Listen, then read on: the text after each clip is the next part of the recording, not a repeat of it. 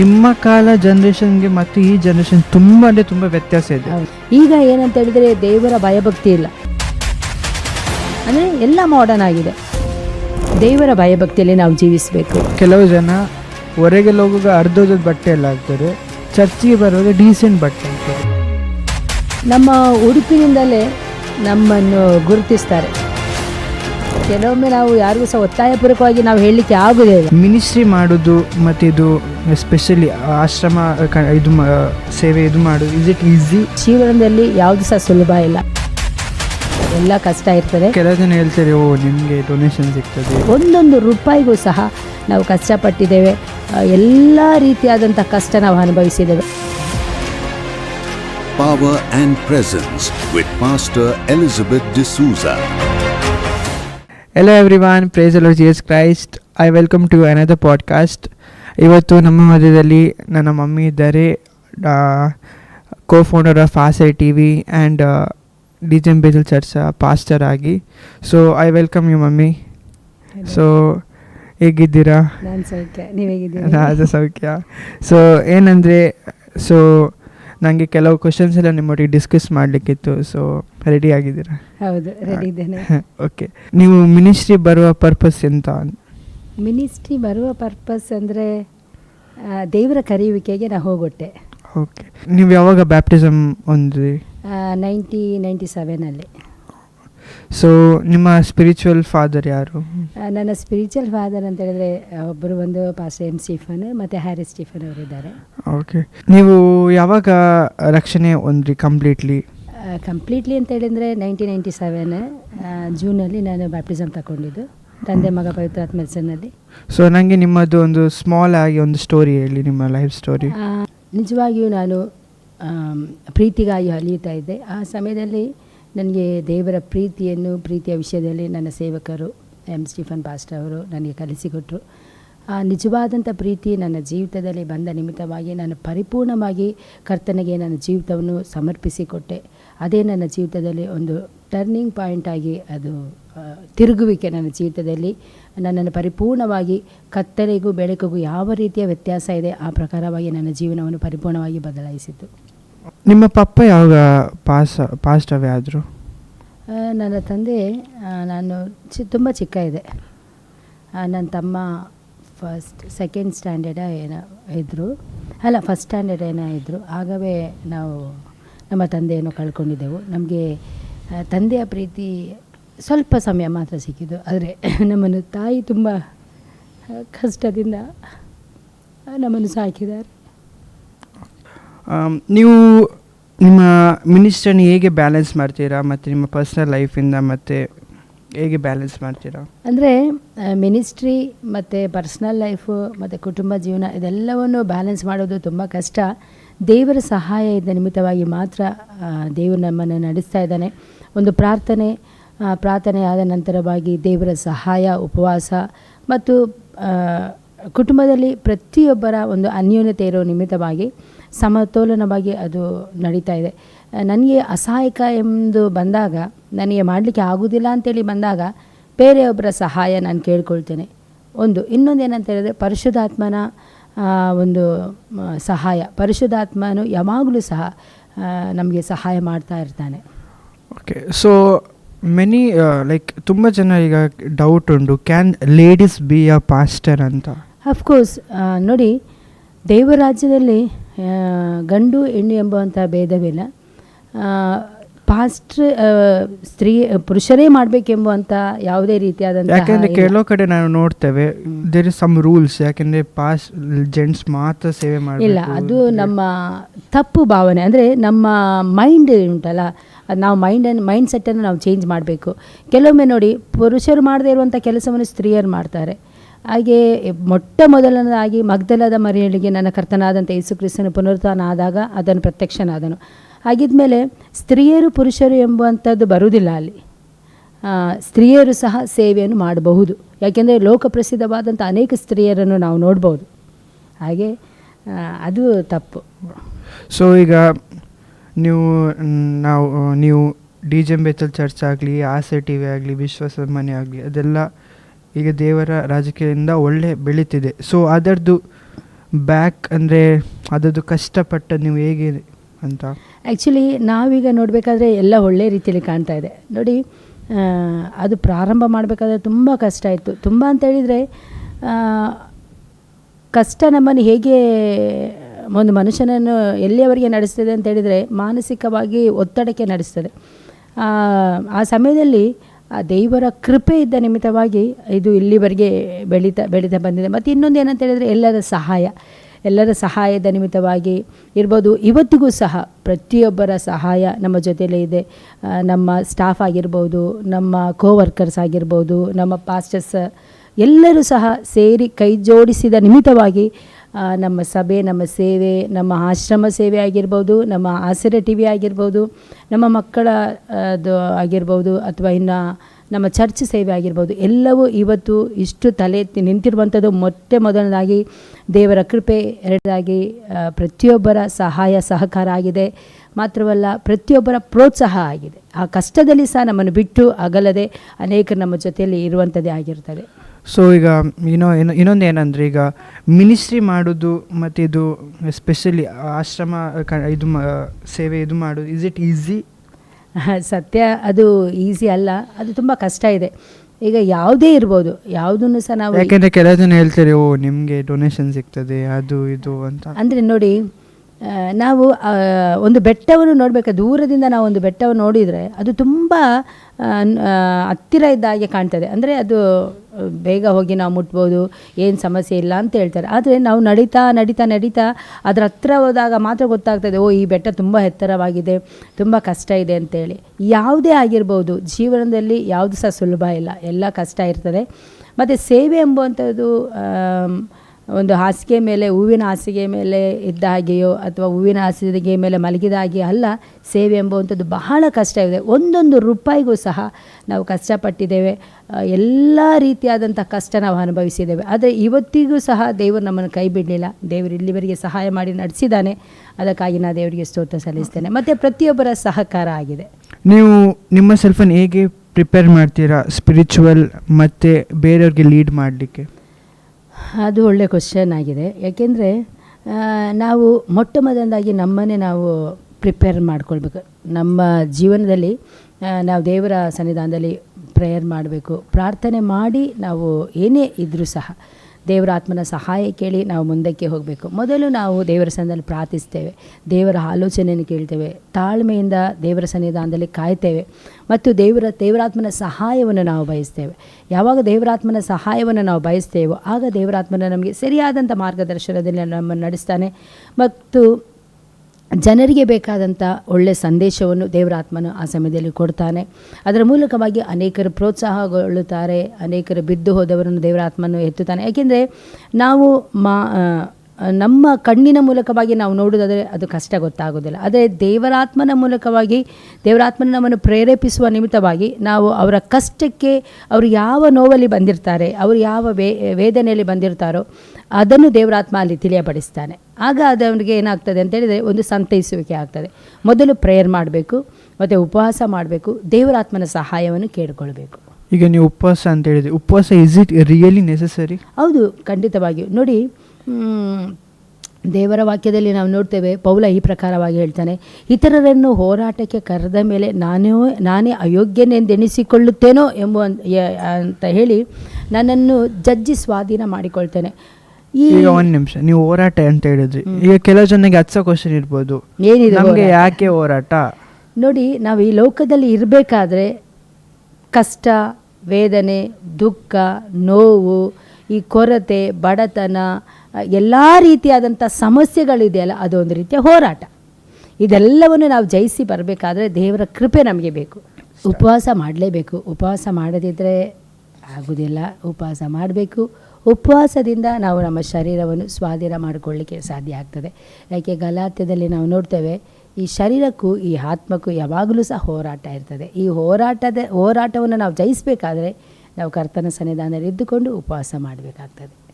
Can you share a testimony or a moment in ministry where you clearly saw God's move? ಅಂದರೆ ನಾನು ದೇವರ ಸೇವೆಯಲ್ಲಿ ದೇವರ ಒಂದು ಹಸ್ತವನ್ನು ಕಂಡಂಥ ಒಂದು ಸಮಯ ಯಾವಾಗ ಅಂತ ಹೇಳಿದರೆ, ನಾನು ಯಾವಾಗ ನನ್ನ ಜೀವನದಲ್ಲಿ ತುಂಬ ಸೋತು ಹೋಗಿದ್ದೆ. ಆ ಟೈಮಲ್ಲಿ ನಾನು ಜೀವಿಸೋದೇ ಬೇಡ, ನನಗೆ ತುಂಬ ಕಷ್ಟ, ತುಂಬ ಹೋರಾಟ ಇದೆ ಅಂತೇಳಿ ನಾನು ನೆನೆಸಿದಾಗ ದೇವರ ಹಸ್ತ ನನ್ನನ್ನು ಮುಟ್ಟಿದ್ದನ್ನು ನಾನು ನೋಡಿದ್ದೇನೆ. ಮಾತ್ರವಲ್ಲ, ದೇವರ ವಾಕ್ಯ ನನ್ನ ಜೊತೆಯಲ್ಲಿ ಸ್ಪಷ್ಟವಾಗಿ ಮಾತಾಡಿದೆ. ಸ್ಪಷ್ಟವಾಗಿ ಅಂತೇಳಿದರೆ ಮನುಷ್ಯನೀಗ ನೀವೀಗ ನನ್ನ ಜೊತೆಲಿ ಹೇಗೆ ಮಾತಾಡ್ತಾ ಇದ್ದೀರ ಅದೇ ಪ್ರಕಾರವಾಗಿ ದೇವರ ಶಬ್ದವನ್ನು ನಾನು ಸ್ಪಷ್ಟವಾಗಿ ಕೇಳಿದ್ದೇನೆ. ಆ ದೇವರ ಶಬ್ದನೇ ಇವತ್ತಿಗೂ ಸಹ ನನ್ನನ್ನು ಈ ಒಂದು ಸೇವೆಯಲ್ಲಿ ನಿಲ್ಲಿಸಿರುವಂಥದ್ದಾಗಿದೆ. ಸೊ ಇವಾಗ ಕೆಲವು ವುಮೆನ್ಸ್ ಆಗಲಿ ಕೆಲವರಿಗೆ how will they try to manage the family? ಅಂದರೆ ಈಗ ಕೆಲವು ಜನಕ್ಕೆ ಫ್ಯಾಮಿಲಿಯನ್ನು ನೋಡಬೇಕಾ, ಕರಿಯರ್ ನೋಡಬೇಕಾ, ಮಿನಿಸ್ಟ್ರಿ ನೋಡಬೇಕಾ? ಸೊ ಅವರಿಗೆ ಹೇಗೆ ನೀವು ಅಡ್ವೈಸ್ ಮಾಡ್ತೀರಾ? ಸೇವೆಯಲ್ಲಿರುವವರಿಗೆ ನೀವು ಹೇಳ್ತೀರಾ ಅಥವಾ ಸರ್ವಸಾಧಾರಣವಾಗಿ? All over. ಯಾಕೆಂದರೆ ಕೆಲವು ಜನಕ್ಕೆ ಮಿನಿಸ್ಟ್ರಿಗೆ ಬರಲಿಕ್ಕೆ ಉಂಟು, ಬಟ್ ದೆನ್ ಅವ್ರ ನೆನೆಸಿದ್ರೆ ನಾವು ಕರಿಯರ್ ಹೇಗೆ ಫೋಕಸ್ ಮಾಡೋದಂತ, ಕೆಲವು ಜನಕ್ಕೆ ಮಕ್ಕಳಿಗೆ ಹೇಗೆ ನಾವು ಮಾಡೋದಂತ. ಸೊ ಕೆಲವು ಅವರು ತುಂಬ ಇದರಲ್ಲಿರ್ತಾರೆ, ಕನ್ಫ್ಯೂಷನ್. ಓಕೆ, ನೋಡಿ, ಈಗ ನಾವು ಉದಾಹರಣೆಗೆ ನಾನು ಹೇಳಬೇಕಾದ್ರೆ, ಈಗ ಸೇವೆ ಮಾಡಿಕೊಂಡು ಸಹ ಕೆಲವೊಬ್ಬರು ಕೆಲಸ ಮಾಡ್ತಾಯಿದ್ದಾರೆ, ಕೆಲಸ ಮಾಡಿಕೊಂಡು ಸಹ ಕೆಲವೊಬ್ಬರು ಸೇವೆ ಮಾಡ್ತಾಯಿದ್ದಾರೆ. ಕೆಲಸ, ಸೇವೆ, ಮಕ್ಕಳು, ಇದನ್ನೆಲ್ಲ ನಾವೇನು ಮಾಡಬೇಕು ಅಂದರೆ ಬ್ಯಾಲೆನ್ಸಿಂಗ್ ಮಾಡ್ಕೊಂಡು ಹೋಗಬೇಕು. ಬ್ಯಾಲೆನ್ಸಿಂಗ್ ಮಾಡಬೇಕಾದ್ರೆ ಒಂದು ನಾವು ನಮ್ಮನ್ನೇ ನಾವು ಪ್ರಿಪೇರ್ ಮಾಡಬೇಕು. ಸೇವೆಗೆ ಹೋಗಬೇಕಾದ್ರೆ ಸೇವೆ ಮಾಡಬೇಕು. ಅವರ ಕೆಲಸಕ್ಕೆ ಅವರು ಡೆಡಿಕೇಟ್ ಮಾಡಿರೋದ್ರಿಂದ ಅವರು ಕೆಲಸ ಮಾಡ್ಕೊಂಡು ಹೋಗಬೇಕಾಗ್ತದೆ. ಮತ್ತು ಅವರ ಕರ್ತವ್ಯ ಮಕ್ಕಳನ್ನು ನೋಡುವಂಥದ್ದಾಗಿದೆ. ಉದಾಹರಣೆಗೆ ನಾನು ಹೇಳಬೇಕಾದ್ರೆ, ನೋಡಿ, ಎಲ್ಲವನ್ನೂ ಒಂದೇ ಸಮಯದಲ್ಲಿ ಮಾಡಲಿಕ್ಕೆ ಆಗೋದಿಲ್ಲ, ಕಷ್ಟ ಆಗ್ತದೆ. ಆದರೆ ಈ ಕಷ್ಟ ಅಂತೇಳಿ ನಾವು ಎಂಥ ಗಂಡನ ಜೊತೆಯಲ್ಲಿ ಜಗಳ ಮಾಡಲಿಕ್ಕೆ ಸಹ ಆಗೋದಿಲ್ಲ. ಮತ್ತು ನಮ್ಮ ಮೆಂಟಲನ್ನು ನಾವು ನಮ್ಮ ಇದನ್ನು ಒತ್ತಡಕ್ಕೆ ಸಹ ನಡೆಸಲಿಕ್ಕೆ ಆಗೋದಿಲ್ಲ. ದೇವರ ಕೃಪೆಯನ್ನು ನಾವು ಕೇಳ್ಕೊಳ್ಬೇಕು ಒಂದು. ಮತ್ತು ಇನ್ನೊಂದು ಪ್ರಾರ್ಥನೆ ಮಾಡಬೇಕು. ದೇವರಾತ್ಮನ ಸಹಾಯ ನಮಗೆ ಇದ್ದರೆ ನಾವು ಎಲ್ಲದಲ್ಲಿ ಸಹ ನಾವೇನು ಮಾಡಲಿಕ್ಕೆ ಆಗ್ತದೆ ಅಂತ ಹೇಳಿದರೆ ಮೇಂಟೈನ್ ಮಾಡಿಕೊಂಡು ಹೋಗಲಿಕ್ಕೆ ಆಗ್ತದೆ.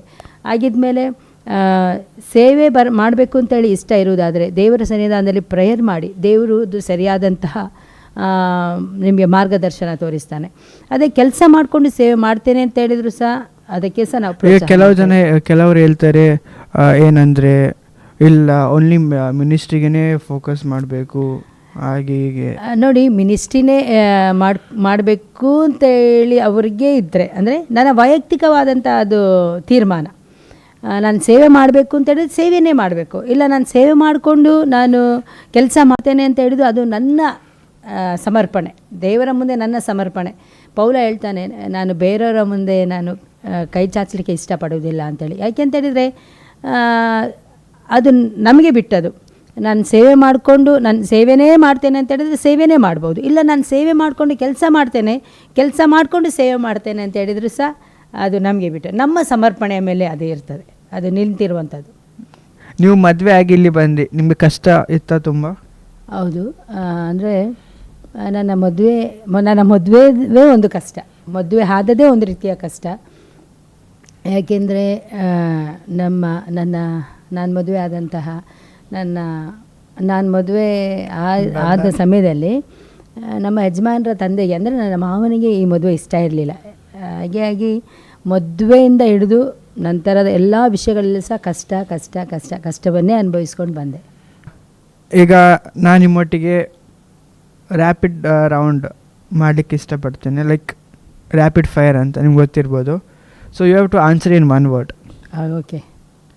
ನಿಮಗೆ ಕಾಫಿ ಇಷ್ಟವಾ, ಟೀ ಇಷ್ಟವಾ? ಕಾಫಿ. ನಿಮಗೆ ಮಾರ್ನಿಂಗ್ ಪ್ರೇಯರ್ ಇಷ್ಟವಾ, ಲೇಟ್ ನೈಟ್ ಪ್ರೇಯರ್ ಇಷ್ಟ? ಲೇಟ್ ನೈಟ್ ಪ್ರೇಯರ್ ಇಷ್ಟ. ಇಮ್ಸ್ ಇಷ್ಟವಾ, ಮಾಡರ್ನ್ ವರ್ಷಿಪ್ ಸಾಂಗ್ಸ್ ಇಷ್ಟವಾ? ಮಾಡರ್ನ್. ಹಾಂ. ಕೊಂಕಣಿಯ ತಮಿಳ? Tamil.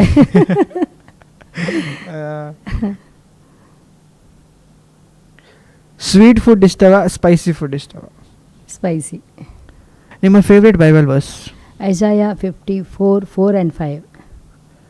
Okay, let's come back to question. So ಈಗ ಕೆಲವರು ಏನಂದರೆ ಅವ್ರಿಗೆ ಇನ್ಸ್ಟೆಂಟ್ ಮಿರಾಕಲ್ಸ್ ಬೇಕು, ಇನ್ಸ್ಟೆಂಟ್ ಆಗಬೇಕು. ಸೊ ಅದಕ್ಕೆ ನೀವು ಏನಂತ ಅಡ್ವೈಸ್ ಮಾಡ್ತೀರಾ? ಅವ್ರಿಗೆ ಲೈಕ್ ಆಗೋದಿಲ್ಲದ್ರೆ ಇಲ್ಲ ಇದು ಇದಿಲ್ಲ ಇಲ್ಲ ಅಂತ ಹೇಳ್ತಾರೆ. ನೋಡಿ, ದೇವರ ಕಾರ್ಯ ಆತನ ಸಮಯಕ್ಕೆ ಸರಿಯಾಗಿ ಆತನ ಮಾಡ್ತಾನೆ. ಈಗ ಲೈಕ್ ಪ್ರಾಫೆಸಿ ಮಾಡಿದ್ರು, ಯಾರಾದ್ರು ಪ್ರಾಫಿಟ್ ಬಂದರು, ಈಲಿಂಗ್ ಆಗಲಿಲ್ಲ ಅವರಿಗೆ, ಇಲ್ಲ ಇದು ಇವರು ಫೇಕ್ ಅಂತ ಹೇಳ್ತಾರೆ. ನೋಡಿ, ನಾವು ಆ ರೀತಿಯಲ್ಲಿ ಫೇಕ್ ಅಂತ ಹೇಳಲಿಕ್ಕೆ ಸಾಧ್ಯ ಇಲ್ಲ. ದೇವರು ಆತನ ಸಮಯಕ್ಕೆ ಸರಿಯಾಗಿ ಆತನ ಕಾರ್ಯವನ್ನು ಮಾಡ್ತಾನೆ. ಈಗ ನಾನು ಪ್ರವಾದನೆಯನ್ನು ಕೇಳಿರ್ತೇನೆ, ಆ ಪ್ರವಾದನೆಗೆ ತಕ್ಕ ಹಾಗೆ ನಾನು ಪ್ರಾರ್ಥನೆ ಮಾಡಬೇಕು. ದೇವರ ಸನ್ನಿಧಾನದಲ್ಲಿ ಪ್ರಾರ್ಥನೆ ಮಾಡಬೇಕು, ದೇವರ ಸನ್ನಿಧಾನದಲ್ಲಿ ಸಮಯ ಕಳಬೇಕು. ಆಗ ದೇವರು ಖಂಡಿತವಾಗಿ ಆತ ನಮ್ಮ ಜೀವಿತದಲ್ಲಿ ಮಾಡ್ತಾನೆ. ಯಾಕೆ, ಆತನ ಬಾಯಿ ಏನನ್ನು ನುಡಿಯುತ್ತದೋ ಆತನ ಕೈ ಅದನ್ನು ನೆರವೇರಿಸ್ತದೆ. ಆಗಿದ್ಮೇಲೆ ನಾವು ಪ್ರವಾದನೆ ನುಡಿಯಲಿಲ್ಲ, ಪ್ರವಾದನೆ ಆಗಲಿಲ್ಲ ಅಥವಾ ಅದ್ಭುತಗಳು ಆಗಲಿಲ್ಲ ಅಂಥೇಳಿ ನಾವು ಕುಗ್ಗಿ ಹೋಗಬಾರ್ದು. ಯಾಕೆಂದರೆ ದೇವರು ಖಂಡಿತವಾಗಿ ಅವರವರ ಜೀವಿತದಲ್ಲಿ ಏನನ್ನು ಹೇಳ್ತಾನೋ ಅದನ್ನು ಅವರ ಜೀವಿತದಲ್ಲಿ ಮಾಡಿಯೇ ಮಾಡ್ತಾನೆ. ಅದಕ್ಕೋಸ್ಕರವಾಗಿ ನಾವು ಕಾಯಬೇಕಷ್ಟೆ. ಓಕೆ, ಸೊ ಇವಾಗ ಏನಂದರೆ ನಿಮ್ಮ ಕಾಲ ಜನ್ರೇಷನ್ಗೆ ಮತ್ತು ಈ ಜನ್ರೇಷನ್ ತುಂಬ ಅಂದರೆ ತುಂಬ ವ್ಯತ್ಯಾಸ ಇದೆ. ಹೌದು. ಸೊ ಇವಾಗ ಗರ್ಲ್ಸ್ ಬಂದೆಲ್ಲ ಜೆನ್ಜಿ ಗರ್ಲ್ಸ್, ಸೊ ಅವರಿಗೆ ನೀವೇನಂತ ಹೇಳ್ತೀರಾ? ನೋಡಿ, ನಮ್ಮ ಕಾಲದಲ್ಲಿ ನಮ್ಮ ಕಾಲದ ಹುಡುಗಿಯರೇ ಬೇರೆ ರೀತಿಯಲ್ಲಿದ್ದು, ಈಗಿನ ಕಾಲದಂಥ ಹುಡುಗಿಯರೇ ಒಂದು ರೀತಿ ಬೇರೆ ಮೆಂಟ್ಯಾಲಿಟಿಯಲ್ಲಿದ್ದಾರೆ. ಹಾಗಿದ್ಮೇಲೆ ಈಗಿನ ಕಾಲದ ಮಕ್ಕಳಿಗೆ ನಾನು ಹೇಳುವುದೇನೆಂದರೆ, ದೇವರ ಭಯಭಕ್ತಿಯಲ್ಲಿ ನಾವು ಜೀವಿಸಬೇಕು, ದೇವರ ಜೊತೆಯಲ್ಲಿ ಸಂಬಂಧವನ್ನು ಕಟ್ಕೊಳ್ಬೇಕು, ದೇವರಿಗಾಗಿ ನಾವು ನಿಲ್ಲಬೇಕು, ದೇವರ ರಾಜ್ಯಕ್ಕಾಗಿ ನಾವು ಕಾರ್ಯಗಳನ್ನು ಮಾಡುವಾಗ ದೇವರು ನಮ್ಮ ಜೀವಿತದಲ್ಲಿ ಕಾರ್ಯಗಳನ್ನು ಮಾಡ್ತಾನೆ. ಈಗ ಏನಂತ ಹೇಳಿದರೆ ದೇವರ ಭಯಭಕ್ತಿ ಇಲ್ಲ, ಅಂದರೆ ಎಲ್ಲ ಮಾಡರ್ನ್ ಆಗಿದೆ, ಎಲ್ಲ ಅವರಿಗೆ ಒಂದು ರೀತಿಯ ಲೋಕ ಪ್ರಕಾರವಾಗಿ ಆಗಿದೆ. ಆದರೆ ಆ ರೀತಿಯಲ್ಲಿ ಆಗಲಿಕ್ಕೆ ಸಾಧ್ಯ ಇಲ್ಲ. ದೇವರ ವಾಕ್ಯದಲ್ಲಿಯೇ ನಾವು ನೋಡ್ತೇವೆ, ದೇವರಲ್ಲಿ ಭಯಭಕ್ತಿ ಉಳ್ಳವರನ್ನು ದೇವರು ಕಾಪಾಡುತ್ತಾನೆ, ದೇವರ ಭಯಭಕ್ತಿ ಉಳ್ಳವರ ಜೀವಿತದಲ್ಲಿ ಅವರ ಪ್ರಾರ್ಥನೆಯನ್ನು ದೇವರು ಕೇಳ್ತಾನೆ ಅಂತೇಳಿ ದೇವರು ಹೇಳಿದ ಮೇಲೆ ದೇವರು ಖಂಡಿತವಾಗಿ ಕಾರ್ಯ ಮಾಡ್ತಾನೆ. ಆಗಿದ್ಮೇಲೆ ಈಗಿನ ಜನ್ರೇಷನ್ಗೆ ನಾನು ಹೇಳುವುದೇನಂತ ಹೇಳಿದರೆ, ದೇವರ ಸನ್ನಿಧಾನದಲ್ಲಿ ನಾವು ನಮ್ಮನ್ನೇ ತಗ್ಗಿಸ್ಕೊಳ್ಬೇಕು, ದೇವರ ಸನ್ನಿಧಾನದಲ್ಲಿ ಪ್ರಾರ್ಥನೆ ಮಾಡಬೇಕು, ನಾವು ನಮ್ಮನ್ನೇ ನಾವು ದೇವರಿಗೆ ಒಪ್ಪಿಸಿ ಕೊಡಬೇಕು. ಆಗ ಮಾತ್ರ ದೇವರು ನಮ್ಮ ಜೊತೆಯಲ್ಲಿ ಇದ್ದುಕೊಂಡು ಕಾರ್ಯ ಮಾಡಲಿಕ್ಕೆ ಸಾಧ್ಯ ಆಗ್ತದೆ. ಈಗ ಏನಂದರೆ, ಈಗ ಕೆಲವು ಜನ ಹೊರಗೆಲ್ಲ ಹೋಗುವಾಗ ಅರ್ಧದ ಬಟ್ಟೆ ಎಲ್ಲ ಹಾಕ್ತಾರೆ, ಚರ್ಚಿಗೆ ಬರುವಾಗ ಡೀಸೆಂಟ್ ಬಟ್ಟೆ ಹಾಕ್ತಾರೆ, ಅದಕ್ಕೆ ನೀವೇನಂತ ಹೇಳ್ತೀರಾ? ಆ್ಯಕ್ಚುಲಿ ನೋಡಿ, ಮರ್ಯಾದೆಗೆ ತಕ್ಕ ಉಡುಪನ್ನು ನಾವು ಧರಿಸಬೇಕು ಅಂತೇಳಿ ನಾವು ನೋಡ್ತೇವೆ. ನಮ್ಮ ಉಡುಪಿನಿಂದಲೇ ನಮ್ಮನ್ನು ಗುರುತಿಸ್ತಾರೆ. ಈಗ ನೋಡಿ, ಅಂದರೆ ಅವರವರಿಗೆ ಅದು ಬಿಟ್ಟದು. ಕೆಲವೊಮ್ಮೆ ನಾವು ಯಾರಿಗೂ ಸಹ ಒತ್ತಾಯಪೂರ್ವಕವಾಗಿ ನಾವು ಹೇಳಲಿಕ್ಕೆ ಆಗೋದೇ ಇಲ್ಲ. ಯಾಕೆಂದರೆ ಈಗ ಅವರು ಅವರ ಅಪ್ಪ ಅಮ್ಮಗೆ ಕೇಳ್ತಾರೆ ಈ ಥರ ಬಟ್ಟೆ ಹಾಕ್ಬೋದು, ಅವರ ಅಪ್ಪ ಅಮ್ಮಗೆ ಇಷ್ಟ ಇರೋದಿಲ್ಲ, ಬಟ್ ಅವ್ರು ಹೇಳಬೇಕಾಗ್ತದೆ ಹಾಕಿ ಅಂತ. ಇಲ್ಲದ್ರೆ ಮಕ್ಕಳು ಹಠ ಮಾಡ್ತಾರೆ, ಇಲ್ಲ ನಮಗೆ ಬೇಕು, ಇಲ್ಲದ್ರೆ ನಾವು ಇದು ಮಾಡ್ತೇವೆ, ಯಾಕೆಂದ್ರೆ ರಾಂಗ್ ಥಾಟ್ಸ್. ಆಗ ಅಪ್ಪ ಅಮ್ಮ ಹೆದರಿಕೆಯಲ್ಲಿ ಓಕೆ ಅಂತ ಹೇಳ್ತಾರೆ. Is it good or? ನೋಡಿ, ಅದು ನಾವು ಹೇಳಲಿಕ್ಕೆ ಆಗೋದಿಲ್ಲ ಈ ಕಾಲದಲ್ಲಿ. ಯಾಕೆಂತ ಹೇಳಿದರೆ ಮಕ್ಕಳ ಒಂದು ಮನೋಭಾವನೆ ಸರಿ ಇರೋದಿಲ್ಲ. ನನಗೆ ಬೇಕು ಅಂದರೆ ಬೇಕೇ. ಕೆಲವೊಂದು ಹಠ ಮಾಡ್ತಾರೆ. ಹಠ ಮಾಡೋದು ತಪ್ಪು ಅದು.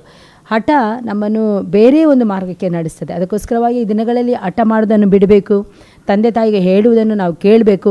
ಆಗ ಸಹ ಅಷ್ಟೇ, ಈಗ ಸಹ ಅಷ್ಟೇ. ಈಗಿನ ಕಾಲದಲ್ಲಿ ನಾವು ಯಾಕೆ ಲೋಕ ತುಂಬ ಕೆಟ್ಟೋಗ್ತಾ ಇದೆ, ಎಲ್ಲ ಕಡೆಗಳಲ್ಲಿ ಮೋಸ, ಎಲ್ಲ ಕಡೆಗಳಲ್ಲಿ ವಂಚನೆ, ಯಾವುದರಲ್ಲಿ ಸಹ ನಮಗೆ ಒಂದು ಸಂರಕ್ಷಣೆ ಎಂಬುವಂಥದ್ದೇ ಇಲ್ಲ. ಆಗಿದ್ಮೇಲೆ ನಾವು ಜಾಗ್ರತೆ ವಹಿಸಬೇಕಾದಂಥ ವಿಷಯಗಳಲ್ಲಿ ಜಾಗ್ರತೆ ವಹಿಸಲೇಬೇಕಾಗ್ತದೆ. ಮತ್ತು ನಾವು ಬುದ್ಧಿವಾದ ನಾವು ಹೇಳಲೇಬೇಕಾಗ್ತದೆ, ಮಕ್ಕಳಿಗೆ ನಾವು ಬುದ್ಧಿ ಹೇಳಲೇಬೇಕಾಗ್ತದೆ. ಬುದ್ಧಿ ಹೇಳದಿದ್ದರೆ ನಾವು ತಪ್ಪಿಗಸ್ತರಾಗ್ತೇವೆ. ಅದಕ್ಕೋಸ್ಕರ ಈಗದು ಮಕ್ಕಳ ಜನ್ರೇಷನ್ಸ್ಗೆ ಅವರೇ ಅಪ್ಪ ಅಮ್ಮಗೆ ಬುದ್ಧಿ ಹೇಳ್ತಾರೆ. ಅಂದರೆ ನಾವು ಆ ರೀತಿಯಲ್ಲಿ ಮಾಡಲಿಕ್ಕೆ ಆಗೋದಿಲ್ಲ ಅಲ್ಲ. ಯಾಕೆಂದರೆ ತಂದೆ ತಾಯಿ ತಂದೆ ತಾಯಿಯೇ. ಈಗ ತಂದೆ ತಾಯಿಗಳು ಅನುಭವದೊಂದಿಗೆ ಅವ್ರು ಹೇಳ್ತಾರೆ, ಈ ರೀತಿಯಲ್ಲಿ ಹೋಗಬೇಡಿ ಮಕ್ಕಳೇ, ಹೀಗೆ ಹೋದರೆ ತಪ್ಪು ಅಂತೇಳಿ. ಆಗಿದ್ಮೇಲೆ ನಾವು ಕೇಳಬೇಕು. ಮಕ್ಕಳ ಕರ್ತವ್ಯ ನಾವು ಕೇಳುವಂಥದ್ದು, ತಂದೆ ತಾಯಿಯ ಕರ್ತವ್ಯ ಹೇಳುವಂಥದ್ದು. ಸೊ ಈಗ ಏನಂದರೆ, ಕೆಲವು ಹುಡುಗಿರಿಗೆ ಹುಡುಗರೇ ಬೇಡ, ಗಂಡರೇ ಬೇಡ, ನಾವೇ ಎಲ್ಲ ನಮಗೆ ಆಗ್ತದೆ ಅಲ್ಲ ಅಂತ ಕೆಲವು ಜನಕ್ಕೆ ಆ ಥರ ಇರ್ತದೆ. ಸೊ ಅದಕ್ಕೆ ನೀವೇನಂತ ಹೇಳ್ತೀರಾ? ಆ್ಯಕ್ಚುಲಿ ನೋಡಿ, ಹುಡುಗಿಯರೇ ಬೇಡ ಅಂತೇಳಿಲ್ಲ, ಹುಡುಗಿಯರಿಗೆ ಹುಡುಗರೇ ಬೇಡ ಅಂತೇಳಿ ಹೇಳಲಿಕ್ಕೆ ಆಗೋದಿಲ್ಲ. ಒಂದು ಲೆಕ್ಕದಲ್ಲಿ ನಾವು ದೇವರ ವಾಕ್ಯದಲ್ಲಿ ನಾವು ನೋಡೋದು ಅಂದರೆ, ಒಂದು ಕಡೆಯಲ್ಲಿ ನಾನು ದೇವರ ವಾಕ್ಯವನ್ನು ಇಟ್ಟು ಹೇಳ್ತೇನೆ, ನಾವು ನಮ್ಮ ಸೆಲ್ಫ್ ಕಂಟ್ರೋಲ್ ಅಂತ ಹೇಳಿ ಇರುವುದಾದರೆ ಖಂಡಿತವಾಗಿಯೂ ನಾವು ಇರ್ಬೋದು. ಅಂದರೆ ಮದುವೆ ಆಗದೆ ಸಹ ಇರ್ಬೋದು, ಹೀಗೆ ಸಿಂಗಲ್ ಆಗಿರ್ಬೋದು. ಆದರೆ ಮದುವೆ ಆದರೆ ಒಳ್ಳೆಯದು. ನಾಳೆ ದಿನದಲ್ಲಿ ಬೇರೆ ಒಂದು ಮಾರ್ಗಕ್ಕೆ ಹೋಗುವುದಕ್ಕೆ ಅವಕಾಶ ನಾವೇ ಮಾಡಿಕೊಟ್ಟಾಗಿ ಆಗ್ತದೆ. ಅದಕ್ಕೋಸ್ಕರವಾಗಿ ಮದುವೆ ಆಗಿ ಗಂಡನ ಜೊತೆಯಲ್ಲಿ ಜೀವಿಸುವಂಥದ್ದು ಬಹಳ ಪ್ರಾಮುಖ್ಯವಾದದ್ದು. ಮತ್ತು ಒಬ್ಬರಿಗೊಬ್ಬರು ಹೊಂದಾಣಿಕೆ, ಅಂದರೆ ಒಬ್ಬರಿಗೊಬ್ಬರು ಪರಸ್ಪರ ಹೊಂದಾಣಿಕೆ ಎಂಬುವಂಥದ್ದು ಬಹಳ ಪ್ರಾಮುಖ್ಯವಾಗಿರುತ್ತದೆ. ಅದಕ್ಕೋಸ್ಕರವಾಗಿ ನಾನು ಹೇಳ್ತೇನೆ, ಹುಡುಗಿಯರು ನಾನು ಇದ್ದುಕೊಂಡು ಮಾಡಿ ತೋರಿಸ್ತೇನೆ ಅಂತ ಹೇಳುವಂಥದ್ದು ತಪ್ಪು. ಅಂದರೆ ಆಗುವುದಿಲ್ಲ, ಎಲ್ಲಿಯಾದರೂ ಒಂದು ಕಡೆಯಲ್ಲಿ ತಪ್ಪಿ ಹೋಗ್ತಾರೆ. ಅದಕ್ಕೋಸ್ಕರವಾಗಿ ದೇವರ ವಾಕ್ಯದಲ್ಲಿ ನಾವು ನೋಡ್ತೇವೆ, ಸ್ತ್ರೀಯರಿಲ್ಲದೆ ಪುರುಷರು ಪರಿಪೂರ್ಣರಲ್ಲ, ಪುರುಷರಿಲ್ಲದೆ ಸ್ತ್ರೀಯರು ಪರಿಪೂರ್ಣರಲ್ಲ. ಹಾಗಿದ್ಮೇಲೆ ದೇವರ ಯೋಜನೆ, ಒಂದು ಗಂಡು ಹೆಣ್ಣಾಗಿ ದೇವರು ನಿರ್ಮಿಸಿದ್ದಾನೆ, ಅವರನ್ನು ದೇವರು ಒಟ್ಟಾಗಿ ಮಾಡಿರುವಂಥದ್ದೇ ಕುಟುಂಬ ಜೀವಿತವನ್ನು ನಡೆಸುವುದಕ್ಕೋಸ್ಕರವಾಗಿ. ಈಗ ಕೆಲವು ಜನಕ್ಕೆ ಪಾರ್ಟ್ನರೇ ಬೇಡ ಅಂತ ಹೇಳ್ತಾರೆ, ಆದ್ರಿಂದನೇ ನಾವು ಫುಲ್ಫಿಲ್ ಮಾಡ್ಲಿಕ್ಕೆ ಆಗ್ತದೆ ಅಂತ ಹೇಳ್ತಾರೆ. ಅದು ತಪ್ಪು. ಅಂದರೆ ಅದು ಖಂಡಿತ ಸಾಧ್ಯ ಇಲ್ಲ. ಪಾರ್ಟ್ನರ್ ಇಲ್ಲದೆ ನಾನು ಜೀವಿಸ್ತೇನೆ ಅಂತ ಹೇಳಿದರೆ ಈ ಲೋಕದಲ್ಲಿ ಈಗಿನ ಕಾಲದಲ್ಲಿ ಸಾಧ್ಯನೇ ಇಲ್ಲ. ಯಾಕೆ, ಒಬ್ಬರಿಗೆ ಇನ್ನೊಬ್ಬರ ಸಹಾಯ ಬೇಕೇ. ಈಗ ಒಂದೇ ಕೈಯಲ್ಲಿ ನಾನು ಕೆಲಸ ಮಾಡ್ತೇನೆ ಅಂತ ಹೇಳಿದರೆ ನಾವು ಪ್ರಯತ್ನ ಮಾಡ್ಬೋದು, ಒಂದೇ ಕೈ ಇದ್ಕೊಂಡು ಕೆಲಸ ಮಾಡ್ತೇನೆ ಅಂತೇಳಿ ಹೇಳ್ಬೋದು, ಆದರೆ ಕೆಲಸ ಮಾಡಲಿಕ್ಕೆ ಆಗೋದಿಲ್ಲ. ನೋಡಿ, ಕೆಲವೊಬ್ಬರು ಮೊದಲೇ ದೇವರು ನೇಮಿಸಿಟ್ಟಿರ್ತಾನೆ ಸಿಂಗಲ್ ಆಗೇ ಇರಬೇಕು ಅಂತೇಳಿ, ಅವರು ಸಿಂಗಲ್ ಆಗಿ ಇರ್ತಾರೆ. ಆದರೆ ಎಲ್ಲರಿಗೂ ಸಹ ಅದು ಆಗೋದಿಲ್ಲ. ಎಲ್ಲರಿಗೂ ಪ್ರತಿಯೊಬ್ಬರ ಜೀವಿತದಲ್ಲಿ ಒಂದೊಂದು ಪಾರ್ಟ್ನರನ್ನು, ಒಂದೊಂದು ಪಕ್ಕೆಲುಬನ್ನು ದೇವರು ಇಟ್ಟಿರ್ತಾನೆ, ಅದು ಅವರವರಿಗೆ ಸೇರುವಂಥದ್ದಾಗಿರುತ್ತದೆ. ಇವಾಗ ಏನಂದರೆ, ಇವಾಗದು ಜನ್ರೇಷನ್ ತುಂಬ ಬ್ಯಾಡ್ ಆಗ್ತುಂಟು. ಯಾಕೆಂದರೆ ಗರ್ಲ್ಸ್ಗೇನೆ, ಬಾಯ್ಸ್ಗೇನೆ ಮತ್ತೆಲ್ಲ ಮಿಕ್ಸ್ ಇರ್ತದೆ. ಸೊ ನೀವು ಅದಕ್ಕೆ ಏನಂತ ಹೇಳ್ತೀರಾ? ಅದು ಖಂಡಿತ ತಪ್ಪು. ಯಾಕೆಂದರೆ ದೇವರ ವಾಕ್ಯದಲ್ಲೇ ಹೇಳ್ತದೆ, ದೇವರು ಆದಿಯಲ್ಲಿ ಸೃಷ್ಟಿ ಮಾಡಿದ್ದು ಒಂದು ಗಂಡು ಒಂದು ಹೆಣ್ಣಾಗಿ, ಒಂದು ಗಂಡು ಹೆಣ್ಣು. ಅದು ದೇವರ ವಾಕ್ಯದಲ್ಲಿ ಸಹ ತಪ್ಪು, ಪ್ರಕೃತಿಯ ನಿಯಮದ ಪ್ರಕಾರವಾಗಿ ಸಹ ಅದು ತಪ್ಪೇ ಆಗಿದೆ. ಆಗಿದ್ಮೇಲೆ ದೇವರಿಗೆ ವಿರೋಧವಾಗಿ ನಾವು ಹೋದರೆ ನಾವೆಂದಿಗೂ ಸಹ ನಾವು ಉದ್ಧಾರ ಆಗುವುದಿಲ್ಲ. ಆಗಿದ್ಮೇಲೆ ದೇವರ ಆ ಒಂದು ಉದ್ದೇಶ, ದೇವರ ಕ್ರಿಯೆಗೆ ಸರಿಯಾಗಿ ನಾವು ತಲೆಬಾಗಿ ನಾವು ಹೋಗಬೇಕಾಗ್ತದೆ. ಆಗಿದ್ಮೇಲೆ ತಪ್ಪು ಅಂತ ಹೇಳಿದ ಮೇಲೆ ಅದು ತಪ್ಪೆ, ಅದು ಸರಿ ಆಗಲಿಕ್ಕೆ ಸಾಧ್ಯನೇ ಇಲ್ಲ. ನಾವೀಗ ಎಷ್ಟೇ ಸೇವೆಯಲ್ಲಿ ಗ್ರೋ ಆದರೆ ಸಹ ನಾವು ಬೇರೆಯವ್ರಿಗೆ ಹಂಬಲ್ ಆಗಬೇಕಾ? ಖಂಡಿತವಾಗಿಯೂ. ನೋಡಿ, ಉದಾಹರಣೆಗೆ ನಾನು ಹೇಳ್ತೇನೆ, ದೇವರಿಗೆ ನಾವು ಹಂಬಲ್ ಆಗಬೇಕು. ಯಾಕೆ, ಅಂಬರ್ ಯುವರ್ ಸೆಲ್ಫ್ ಅಂತೇಳಿ ದೇವರ ವಾಕ್ಯದಲ್ಲೇ ಇದೆ. ಕರ್ತನ ತ್ರಾಣವುಳ್ಳ ಹಸ್ತದ ಕೆಳಗೆ ತಗ್ಗಿಸಿಕೊಳ್ಳಿರಿ, ಆಗ ಆತನೇ ನಿಮ್ಮನ್ನು ಮೇಲೆ ಕೆತ್ತುತ್ತಾನೆ ಅಂತೇಳಿ ಒಂದು ನಿಯಮ ಎಂಬುವಂಥದ್ದಿದೆ. ಈಗ ನಾವು ಗುರುಗಳಿಗೆ ಶಿಷ್ಯರು ಏನಾಗ್ತಾರೆ ಹೇಳಿ, ಹಂಬಲಾಗಬೇಕು. ಈಗ ಗಂಡನಿಗೆ ಹೆಂಡತಿ ಹಂಬಲಾಗಬೇಕು, ಸೇವಕರಿಗೆ ವಿಶ್ವಾಸಿಗಳು ಹಂಬಲಾಗಿರಬೇಕು. ಆಗಿದ್ಮೇಲೆ ನಾವು ಎಷ್ಟೇ ಸೇವೆಯಲ್ಲಿ ಬೆಳೆದರೂ ಸಹ ಸ್ತ್ರೀಯರಾದವರು, ಅಂದರೆ ನಾನು ಹೇಳೋದು ಸ್ತ್ರೀಯರಾದವರಾಗಿರಲಿ, ಸಭಾಪಾಲಕರಾಗಿರಲಿ, ಇನ್ನು ಯಾರೇ ಆಗಿರಲಿ, ನಾವು ಎಷ್ಟೇ ಸೇವೆಯಲ್ಲಿ ಬೆಳೆದರೂ ಸಹ ದೇವರ ಮುಂದೆ, ಸೃಷ್ಟಿಕರ್ತನ ಮುಂದೆ ನಾವು ಹಂಬಲಾಗಲೇಬೇಕು. ಆಗ ಮಾತ್ರ ಆತನ ನಮ್ಮನ್ನು ಇನ್ನೂ ಮೇಲಕ್ಕೆ ಎತ್ತುತ್ತಾನೆ. ನಾವು ಅಹಂಕಾರಿಗಳಾದರೆ ದೇವರು ನಮ್ಮನ್ನು ತಳ್ಳಿಬಿಡ್ತಾನೆ. ದೇವರ ದೃಷ್ಟಿಗೆ ಅದು ಇಷ್ಟ ಇಲ್ಲ, ಅಹಂಕಾರ ಎಂಬುವಂಥದ್ದು. ಓಕೆ, ನನಗೆ ಈಗ ಇನ್ನೊಂದು ಕ್ವಶನ್ ಕೇಳಲಿಕ್ಕಿತ್ತು. ಅದು ಎವ್ರಿ ಟೈಮ್ ನೀವು ಹೇಳ್ತೀರಾ, ಒಂದು ಕೈಯಿಂದ ಕೊಟ್ಟರೆ ಇನ್ನೊಂದು ಕೈಗೆ ಗೊತ್ತಾಗಬಾರ್ದು ಅಂತ, ಅದು ಎಂತಕ್ಕೆ ಅಂತ? ಅಂದರೆ ಒಂದು ಕೈಗೆ, ಅಂದರೆ ಒಂದು ಕೈಯಿಂದ ನಾವು ಈಗ ನೋಡಿ, ಫಾರ್ ಎಕ್ಸಾಂಪಲ್, ನಾನು ಯಾರಿಗೋ ಒಬ್ಬರಿಗೆ ಏನೋ ಒಂದು ಒಳ್ಳೆಯದನ್ನು ಮಾಡಿರ್ತೇನೆ. ಆ ಒಳ್ಳೆಯದನ್ನು ಮಾಡಿದ ಮೇಲೆ ನಾನು ಅದನ್ನು ಅಲ್ಲಿಗೆ ಬಿಟ್ಬಿಡಬೇಕು. ನಾನು ಎಲ್ಲ ಕಡೆಯಲ್ಲಿ ಅದನ್ನು ಹೇಳ್ಕೊಂಡು ಬಂದರೆ ನಾನು ಅಲ್ಲಿಗೆ ನನ್ನ ಪ್ರತಿಫಲವನ್ನು ನಾನು ಹೊಂದಿಕೊಂಡಾಗ್ತದೆ. ಅದು ದೇವರಿಗೆ ಸಹ ಇಷ್ಟ ಇಲ್ಲ. ಆಗಿದ್ಮೇಲೆ ನೀನು ಎಲ್ಲ ಕಡೆ ಹೇಳ್ಕೊಂಡು ಬರ್ತೀಯಾ ಅಂತ ಹೇಳಿದರೆ ಯಾರಿಗೆ ಸಹ ನೀನು ಕೊಡಲೇಬಾರ್ದು. ಅದು ದೇವರ ವಾಕ್ಯಕ್ಕೆ ವಿರೋಧವಾದದ್ದು. ದೇವರ ವಾಕ್ಯ ಹೇಳ್ತದೆ, ನಿನ್ನ ಬಲಗೈ ಮಾಡಿದನ್ನು ನಿನ್ನ ಎಡಗೈಗೆ ಸಹ ಗೊತ್ತಾಗಬಾರ್ದು ಅಂತೇಳಿ. ಒಳ್ಳೆಯದನ್ನು ಮಾಡಲಿಕ್ಕೆ ನಮಗೆ ಮನಸ್ಸಿದ್ರೆ ನಾವು ಒಳ್ಳೆಯದನ್ನು ಮಾಡಬೇಕು. ಆದರೆ ಇಡೀ ಊರಿಗೆ ನಾವು ಏನು ಮಾಡಬಾರ್ದು, ಹೇಳ್ಕೊಂಡು ಬರಬಾರ್ದು. ಅದು ದೇವರ ಮುಂದೆ ಸಹ ಒಳ್ಳೆಯದಲ್ಲ, ಜನರ ಮುಂದೆ ಸಹ ಒಳ್ಳೆಯದಲ್ಲ. ಅಂದರೆ ಸಹಾಯ ಹೊಂದ್ಕೊಂಡಿರ್ತಾರೆ ನೋಡಿ, ಅವ್ರಿಗೆ ಯಾವಾಗಲೂ ಸಹ ಅದು ಗಿಲ್ಟ್ ಫೀಲ್ ಆಗ್ತಾ ಇರ್ತದೆ. ಏನಂತ ಹೇಳಿದರೆ, ಏನು ಹೇಳಿ, ಅಯ್ಯೋ ಇವರಿಗೆ ಹೇಳ್ತಾ ಇದ್ದಾರಲ್ಲ, ಇವರಿಗೆ ಹೇಳ್ತಾ ಇದ್ದಾರೆ, ನೆಕ್ಸ್ಟ್ ಇವ್ರ ಹತ್ರ ನಾವೇನು ತಗೊಳ್ಬಾರ್ದು. ನಾವು ಆ ರೀತಿಯ ಮನೋಭಾವನೆವರೆಗೆ ನಾವು ತಗೊಂಡು ಹೋಗಬಾರ್ದು. ಅದಕ್ಕೋಸ್ಕರವಾಗಿ ನಾನು ಹೇಳ್ತೇನೆ, ಯಾರಿಗೆ ಎಷ್ಟೇ ನೀವು ಸಹಾಯ ಮಾಡಿ, ಯಾರಿಗೆ ಎಷ್ಟೇ ಸಹಾಯ ಮಾಡಿ, ಆದರೆ ಒಂದು ನೀವು ಮಾಡಿದ್ದನ್ನು ಎಲ್ಲರಿಗೆ ಹೇಳ್ಕೊಂಡು ಬರಬಾರ್ದು. ಸೊ ಮಮ್ಮ ಏನಂದರೆ, do you think feminism is misunderstood today? ಅದು ತಪ್ಪು ಅಂತ ಹೇಳಲಿಕ್ಕೆ ಸಾಧ್ಯ ಇಲ್ಲ. ಆದರೆ ಅದು ಹೇಗೆ ಅಂತ ಹೇಳಿದರೆ ಇಬ್ಬರಿಗೂ ಸಹ ಸಮಾನತೆ. ಈಗ ಉದಾಹರಣೆಗೆ ನಾನು ಹೇಳ್ತೇನೆ, ನೀನು ಸಹ ಕೆಲಸ ಮಾಡ್ತೀಯಾ, ನಾನು ಕೆಲಸ ಮಾಡ್ತೇನೆ, ನೀನು ದುಡಿತೀಯಾ, ನಾನು ದುಡಿತೀನಿ, ಆಗಿದ್ಮೇಲೆ ನೀನು ಮನೆಗೆ ಬಂದುಬಿಟ್ಟು ಕೆಲಸ ಮಾಡಬೇಕು ಅಂತೇಳಿ ಕೆಲವೊಂದು ಸ್ತ್ರೀಯರು ಹೇಳ್ತಾರೆ. ಯಾಕೆ ಅವರು ಹಾಗೆ ಹೇಳ್ತಾರೆ ಅಂದರೆ ಅವರಲ್ಲಿ ಕೆಲವೊಂದು ಒತ್ತಡ ಇರೋದರಿಂದ ಮಾತ್ರ ಅವರು ಹೇಳ್ತಾರೆ. ಒಂದು ನಾನು ಫ್ರೆಂಡ್ಲಿಯಾಗಿ ನಾನು ಹೇಳಲಿಕ್ಕೆ ಇಷ್ಟಪಡ್ತಾರೆ. ಈಗ ನೋಡಿ, ಗಂಡ ಹೆಂಡತಿ ಅಂತ ಹೇಳಿದ ಮೇಲೆ ಒಬ್ಬರಿಗೊಬ್ಬರು ಅನ್ಯೋನ್ಯವಾಗಿರಬೇಕು. ಇನ್ನೊಂದು ಏನಂತ ಹೇಳಿದರೆ ಒಬ್ಬರಿಗೊಬ್ಬರು ಸಹಾಯ ಮಾಡಬೇಕು. ಈಗ ಸ್ತ್ರೀಯಾದವಳು ಬಲಹೀನಳಾಗಿದ್ದಾಳೆ. ಈ ಬಲಹೀನವಾದವಳು ಅವರು ಸಹಾಯ ಕೇಳೋದ್ರಲ್ಲಿ ತಪ್ಪೇನಿಲ್ಲ. ಆಗಿದ್ಮೇಲೆ ಈ ಸ್ತ್ರೀಯಾದವಳು ಪುರುಷನ ಮೇಲೆ ಅಧಿಕಾರ ತೋರಿಸುವಂಥದ್ದಿಲ್ಲ, ತೋರಿಸಬಾರ್ದು. ಯಾಕೆ ಅದು ಸರಿ ಅಲ್ಲ. ಯಾವತ್ತಿದ್ರೂ ಸಹ ಪುರುಷನೇ, ಸ್ತ್ರೀಯೇ. ಪುರುಷನ ಯಾವತ್ತಿದ್ರೂ ತಲೆಯೇ, ಸ್ತ್ರೀ ಯಾವತ್ತಿದ್ರೂ ಶರೀರವೇ ಆಗಿದ್ದಾಳೆ. ಆಗಿದ್ಮೇಲೆ ಪುರುಷನ ಮೇಲೆ ದಬ್ಬಾಳಿಕೆ ನಡೆಸುವಂಥದ್ದು, ಪುರುಷನಿಗೆ ಒತ್ತಾಯ ಮಾಡುವಂಥದ್ದು, ಪುರುಷನಿಗೆ ನೀವು ಮಾಡಿ ಅಂತ ಹೇಳುವಂಥದ್ದು, ಅದೆಲ್ಲ ತಪ್ಪು. ಆದರೆ ನಾನು ಹೇಳ್ಕೊಂಡು ಬರುವಂಥದ್ದು ಏನಂತ ಹೇಳಿದರೆ, ಒಂದು ಫ್ರೆಂಡ್ಲಿಯಾಗಿ ನಾವು ಕುಟುಂಬವನ್ನು ನಡೆಸ್ಕೊಂಡು ಹೋಗೋದಾದರೆ ನೋಡಿ, ಪುರುಷ ಆದವನು ನಾವು ಕೇಳದೆ ಹೋಗಲಿ, ಪುರುಷ ಆದವನು ಏನು ಮಾಡ್ತಾನೆ ಅಂದರೆ ಬಂದು ಸಹಾಯ ಮಾಡಿಯೇ ಮಾಡ್ತಾನೆ. ನಾವು ಈ ರೀತಿಯಲ್ಲಿ ಹೇಳ್ಬೋದು, ನಾನು ಹೊರಗೆ ಸ್ತ್ರೀಯರು ಹೇಳ್ಬೋದು, ನಾನು ಹೊರಗೆ ಹೋಗಿ ಕೆಲಸ ಮಾಡಿ ಬರ್ತೇನೆ, ನನಗೆ ಸಾಕಾಗೋದಿಲ್ಲ. ಆಗಿದ್ಮೇಲೆ ಪುರುಷನೂ ಸಹ ಕೆಲಸ ಮಾಡ್ತಾರಲ್ಲ, ಇಬ್ಬರು ಸಹ ಕೆಲಸ ಮಾಡ್ತಾರೆ. ಆಗಿದ್ಮೇಲೆ ಇಬ್ಬರು ಸಮಾನರು ಅಂತ ಹೇಳಲಿಕ್ಕೆ ಆಗೋದಿಲ್ಲ. ಪುರುಷ ಏನಿದು ಸಹ ಒಂದು ಕೈ ಮೇಲೆ ಇರ್ತಾರೆ, ಸ್ತ್ರೀಯರು ಯಾವಾಗಲೂ ಸಹ ಸ್ವಲ್ಪ ಕೆಳಗಡೆ ಇದ್ದೇ ಇರ್ತಾರೆ. ಯಾಕೆಂದರೆ ಸ್ತ್ರೀ ಆದವಳು ಸ್ತ್ರೀಯೇ, ಪುರುಷ ಆದವನು ಪುರುಷನಿಗೆ ನಾವು ಯಾವತ್ತೂ ಸಹ ಗೌರವ ಕೊಡಬೇಕು. ಮಾತ್ರ ಅಲ್ಲ, ಅವರಿಗೆ ನಾವು ಯಾವಾಗಲೂ ಸಹ ತಲೆಬಾಗಿ ಇರಬೇಕಾಗ್ತದೆ. ನೀವು ಎಷ್ಟೇ ಕಲಿತರು, ಎಷ್ಟೇ ಓದಿದ್ರು, ಎಷ್ಟೇ ಏನೇ ಮಾಡಿದರೂ ಮನೆಗೆ ಬಂದ ಮೇಲೆ ಸ್ತ್ರೀ ಆದವಳು ಸ್ತ್ರೀಯೇ ಆಗಿರಬೇಕು. ಮತ್ತು ಇನ್ನೊಂದು ಏನಂತ ಹೇಳಿದರೆ,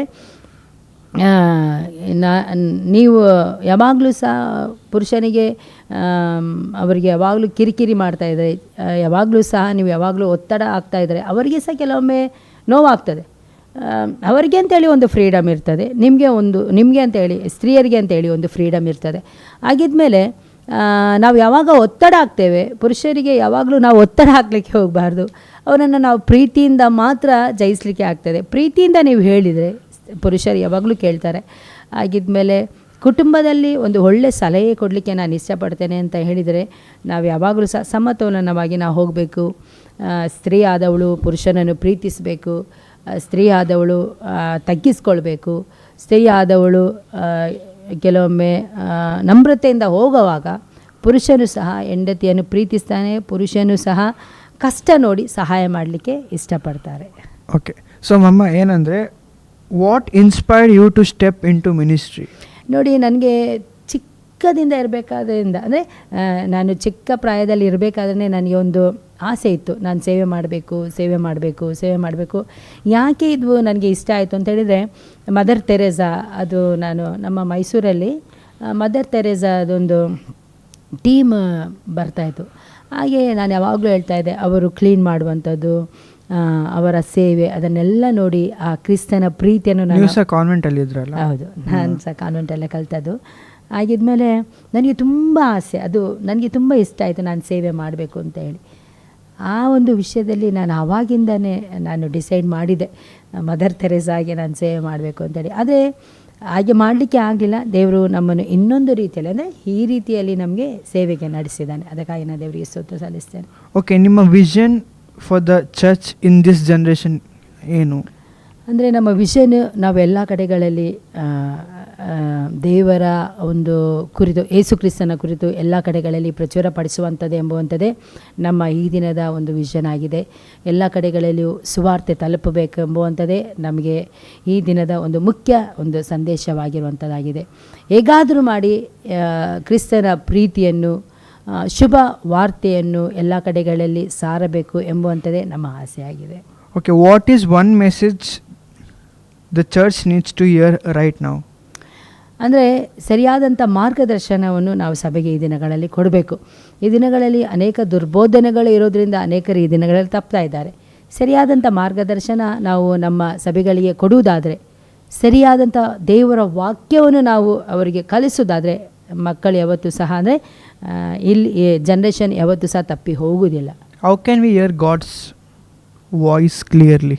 ಅಂದರೆ ನೋಡಿ, ಯಾವ ರೀತಿಯಲ್ಲಿ ನಾವು ದೇವರ ಸ್ವರ ಕೇಳ್ಬೋದು ಅಂದರೆ ನಾವು ದೇವರ ಸನ್ನಿಧಾನದಲ್ಲಿ ಈ ದಿನಗಳಲ್ಲಿ ಕುಳಿತು ಪ್ರಾರ್ಥಿಸಬೇಕು. ನಾವೇನು ಮಾಡ್ತೇವೆ ಅಂತ ಹೇಳಿದರೆ, ಕುಳಿತುಕೊಂಡು ಪ್ರಾರ್ಥನೆ ಮಾಡಲಿಕ್ಕೆ ನಮಗೆ ಬೇಡ, ನಮಗೆ ಈಗಲೇ ದೇವರ ವಾಕ್ಯ, ದೇವರ ಶಬ್ದ ಕೇಳಬೇಕು ಅಂತೇಳಿ ನಾವು ಇಷ್ಟಪಡ್ತೇವೆ. ಆದರೆ ದೇವರ ಶಬ್ದವನ್ನು ಕೇಳೋದು ಬಹಳ ಸುಲಭ ಅಲ್ಲ, ಅದು ಬಹಳ ಕಷ್ಟವಾಗಿರ್ತದೆ. ಪ್ರತ್ಯೇಕವಾಗಬೇಕು, ನಮ್ಮ ಹೃದಯ ಕ್ಲೀನ್ ಆಗಿರಬೇಕು, ನಮ್ಮ ಮನಸ್ಸು ಕ್ಲೀನ್ ಆಗಿರಬೇಕು, ನಮ್ಮ ನೋಟ ಕ್ಲೀನ್ ಆಗಿರಬೇಕು, ನಮ್ಮ ಮಾತು ಕ್ಲೀನ್ ಆಗಿರಬೇಕು. ಶುದ್ಧೀಕರಣವು ಬಹಳ ಪ್ರಾಮುಖ್ಯವಾದದ್ದು. ಯಾವಾಗ ನಾವು ಶುದ್ಧೀಕರಣಕ್ಕೆ ನಾವು ಪ್ರಾಮುಖ್ಯತೆ ಕೊಡ್ತೇವೆ, ಆಗ ದೇವರ ಶಬ್ದ ಕ್ಲಿಯರ್ ಆಗಿ ನಾವು ಕೇಳ್ತೇವೆ. ಈಗ ಈ ಜನ್ರೇಷನಲ್ಲಿ ಆಗಲಿ ಅಥವಾ ಏನೇ ಆದರೆ, ಕೆಲವು ಜನಕ್ಕೆ ಕರೆಕ್ಷನ್ ಮಾಡೋದು ಇಷ್ಟನೇ ಇಲ್ಲ. ಅವರೇ ಕರೆಕ್ಟ್, ಎಲ್ಲದಲ್ಲಿ ಅವರೇ ಪರ್ಫೆಕ್ಟ್.